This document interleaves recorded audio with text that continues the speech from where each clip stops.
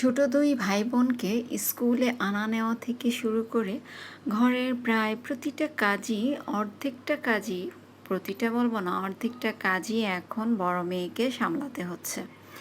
আসসালামু আলাইকুম, কেমন আছেন সবাই? তো আমি বেশ কিছুদিন ধরেই অসুস্থ, যার কারণে বাচ্চাদেরকে স্কুলে আনা নেওয়া করতে পারছি না। তো সেই কাজগুলো এখন মেয়েকেই সামলাতে হচ্ছে। পাশাপাশি হচ্ছে ঘরের কাজকর্মগুলো আবার সামলাতে হচ্ছে ওকে। আমি ওভাবে কিছুই করতে পারছি না। তো আমি বেশ অনেকটাই অসুস্থ, যার কারণে ওভাবে কিছু আমার করা হচ্ছে না। পুরোটাই সময় আমার রেস্টে থাকতে হচ্ছে। তো আজকে ২-৩ দিন যাবত আবার বেশ বৃষ্টি হচ্ছে। তো সকাল থেকেই আজকে বৃষ্টি।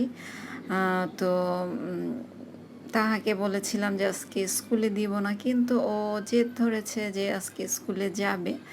তো কি আর করব, তো ওর আপু ওকে নিয়ে গেল, আর আমি তো যেতে পারছি না। তো এই যে বৃষ্টি হচ্ছে সকাল থেকেই, বেশ ভালোই বৃষ্টি পড়ছে।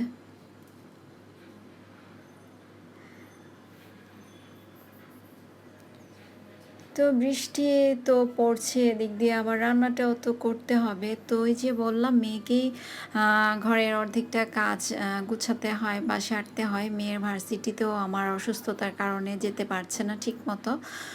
ভাই বোনদের দেখাশোনা করতে হচ্ছে, এদিক দিয়ে রান্নাবান্নারও অনেকটাই ওই করছে। তবে সব কিছুর আয়োজনটাও আমাকে করে দিচ্ছে, আমি শুধু রান্নাটা করছি, যেহেতু ওভাবে এখনও রান্নাটা পারে না। তো আজকে আমি হচ্ছে কাচকি মাছটা রান্না করব। তো কাচকি মাছটা রান্না করার জন্য যা যা দরকার সেগুলো দিয়ে আমি হচ্ছে এখন মাছটা দিয়ে দিলাম। তারপর তেল দিয়ে এটাকে মাখিয়ে এখন হচ্ছে বসিয়ে দেব। তো আমি কাচকি মাছটা এভাবেই রান্না করি। আর ছোট মাছ বলতে আমার কাচকি মাছটা বেশ পছন্দের একটা মাছ। তো যখনই সম্ভব হয় আর কি নিয়ে আসি। তো আজকে ওই মাছটাই রান্না করলাম। তো বৃষ্টির দিনে আর কি রান্না করব আসলে কিছু বুঝতে পারছি না। তো বেশ ভালোই জোরে বৃষ্টি নেমে গিয়েছে এখন।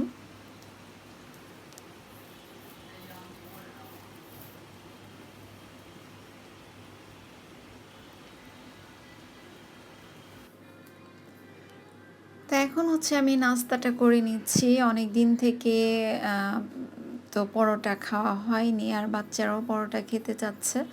আর আপনাদের ভাইয়া তো পরোটা খুব পছন্দ করে।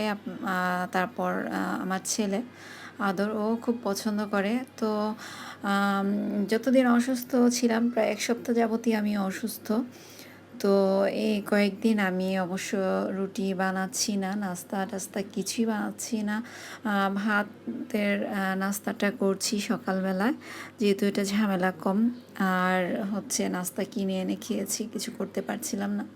তো আজকে বৃষ্টির দিন, আর বৃষ্টির দিনে সকালবেলায় যদি এরকম বৃষ্টি পড়ে, তাহলে আমার খুব পরোটাটার কথা মনে পড়ে, খেতে ইচ্ছে করে। আজকে একটু খেতে ইচ্ছে করলো, যার কারণে আস্তে আস্তে করে হচ্ছে অনেকটা টাইম নিয়েই পরোটাটা বানালাম। আর যখন তরকারিটা বসিয়ে দিয়েছি, সেই সময় হচ্ছে গ্যাসটা অনেকটাই কমে গিয়েছে। তো অনেকক্ষণ চুলায় আমার তরকারিটা ছিল, তো এখনও পুরোপুরি হয়নি। তো ধনিয়া পাতাটা দিয়ে দিলাম। ধনিয়া পাতাটা অবশ্য আমার কাটতে ইচ্ছে করছিল না, তো ধুয়ে ওটা ছিঁড়ে হাত দিয়ে তারপর দিয়ে দিলাম। আর এদিক দিয়ে নাস্তাটা করার পর এখন এই যে প্লেট বাটিগুলো একটু আস্তে আস্তে ধুয়ে নিচ্ছি।